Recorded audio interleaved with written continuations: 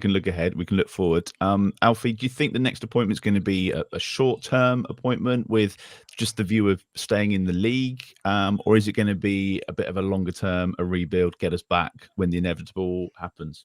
Yeah, I personally think that the next appointment has to be somebody who is willing and ready to take them out of the Championship. God forbid they go down. We really hope they don't. But realistically, there's quite a perilous situation, and you need to be prepared for it. And I think that if you go for, like you say, a stopgap, I mean, this wouldn't happen, obviously. And if it does, I'll be very surprised. But like a Sam Allardyce, you spend the next 3 months trying to stay up and you don't. You've wasted 3 or 4 months of a tactical reset. So bring someone in who fits the philosophy. For example, like Jesse Marsch, get someone who is ready to manage in the Championship, who wants to take them out of the league, knows full well that perhaps they will go down in May, but in the meantime doesn't annoy the fans so much that they lose all support. They have to keep the fans on side through relegation if that's going to happen, and not everyone can do that. That's the big question here, isn't it? There's too many unknowns, and that's why I'm glad that we're not responsible, Steve. Obviously, Jesse Marsch was the first name that got touted around this morning. Steven Gerrard, wasn't it? Was still one of the favourites as well, and you kind of know that that's not going to happen. But Steve, I was just like, oh, not Jesse Marsch, surely. Is it 2 wins in the last 17 games, and then he had the same? He hasn't won games in the Premier League, so I'm not convinced. But you think it might be a good appointment? He won enough games at the back end of last season to keep an absolutely dreadful Leeds side up.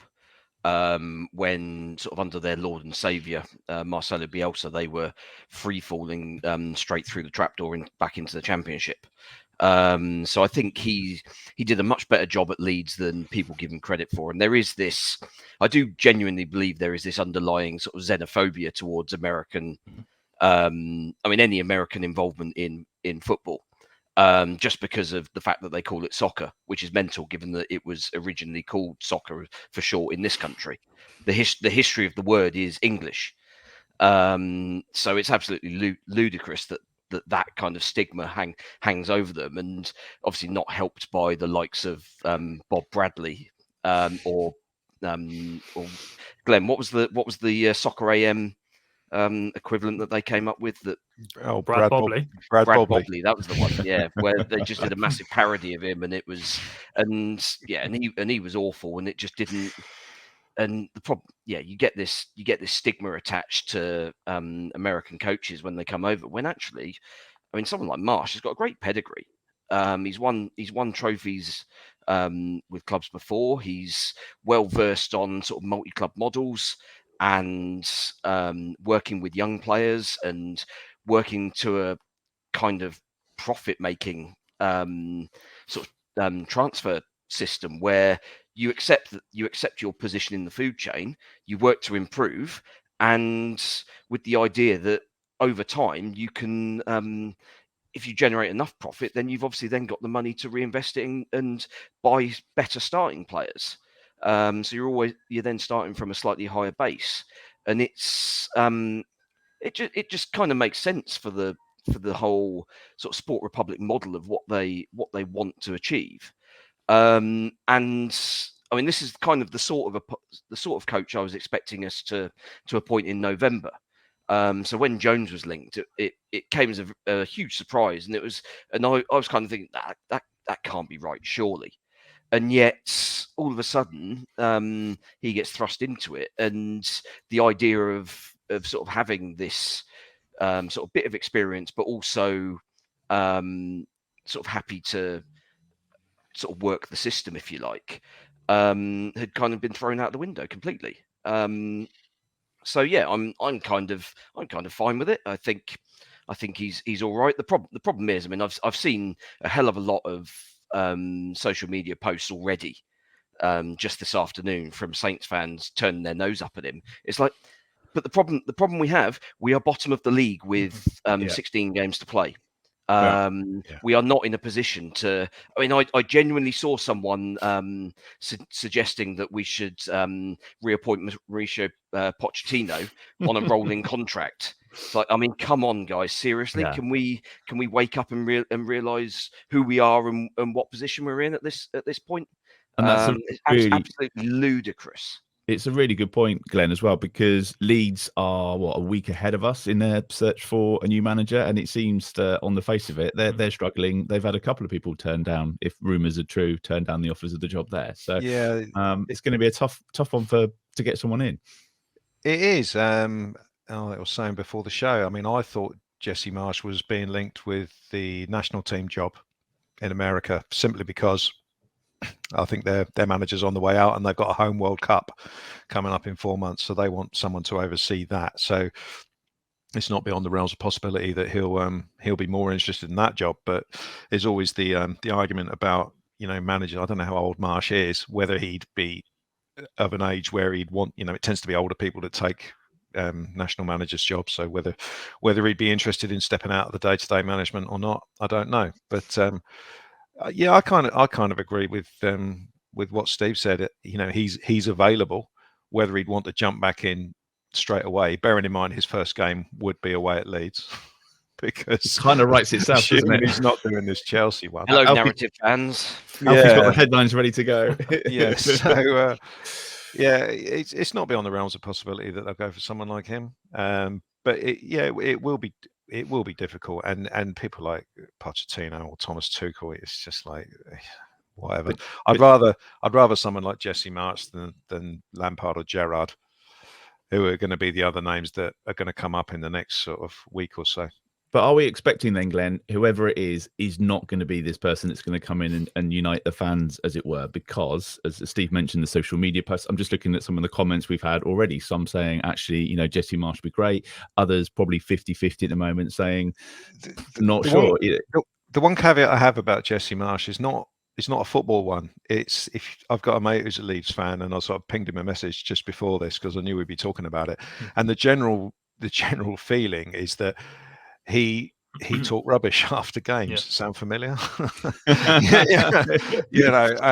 And he, when you're not getting results, if you come out with stuff that that is basically a bit off the wall, then that's a bit of a problem. So that was but that's just one Leeds fan. I don't really know what the general feeling was sort of like towards him from that point of view. But I do think our fan base, we did get let down basically with the manager that we appointed last time. We had 4 years of relative stability under Ralph, but a lot of people were screaming for him to go for the last year and a half of that.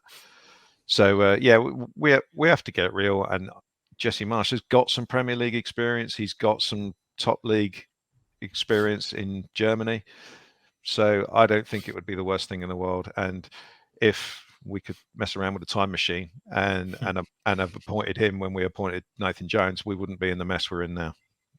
Who do you think is going to be leading on this, Alfie? If Jones was a Rasmus appointment, do you think the next one will be more of a Martin Semmens call? And I know that in Jacob's piece today, he was saying that Jesse Marsch had been highlighted by the club, or they picked up on him before the Sport Republic takeover. So is it going to be more of a team effort, do you think, on this? Or is that how they did Nathan Jones anyway?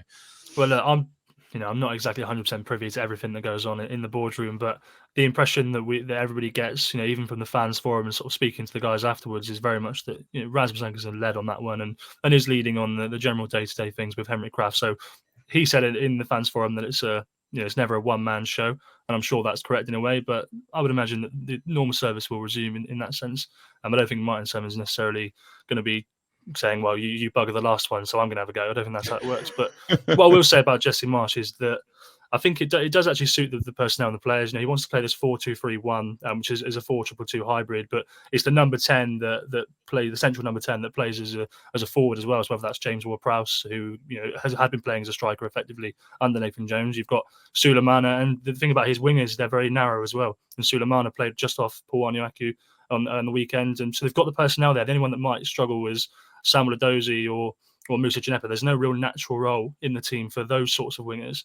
But I think that the way it's set up right now, it doesn't look too bad. And obviously, my colleague at the Daily Echo is American, and he says that the American journalist, the feeling is that he doesn't want the national team job for the reasons that Glenn has said. So it'll be interesting to see if that is true. Keep an eye on that. Steve, the other option, just before we move on, Rubén Sellés has been put in charge for what we think may be the Chelsea game, certainly to prepare the team for the Chelsea game. Seems to be highly regarded among players. Any sense in giving him the gig till the end of the season and see where we are? I mean, the problem is that he's got no managerial experience, as far as I'm aware. Only coaching experience, and the two are kind of very different roles, I think. And it's one of those where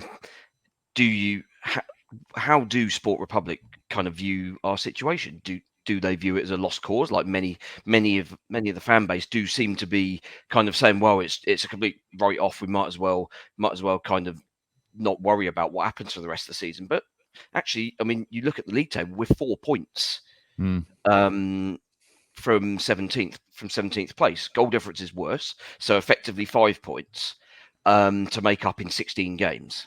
Now, the run-in isn't easy by any stretch of the imagination, but I mean, you see weird results all the time. And to be honest, it probably only needs just a little bit more organisation and a slight improvement in performance, literally fractions.